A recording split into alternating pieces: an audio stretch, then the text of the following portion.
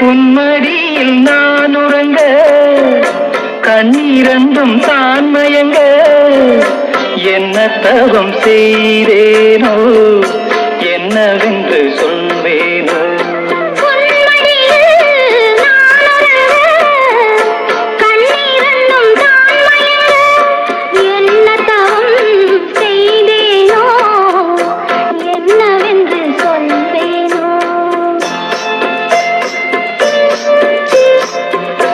ஏழ் பிறப்பும் இணைந்திருக்கும் சொந்தம் இந்த சொந்தமம்மா, வாழ்விருக்கும் நாள் வரைக்கும் தஞ்சமுந்தன் நெஞ்சமம்மா.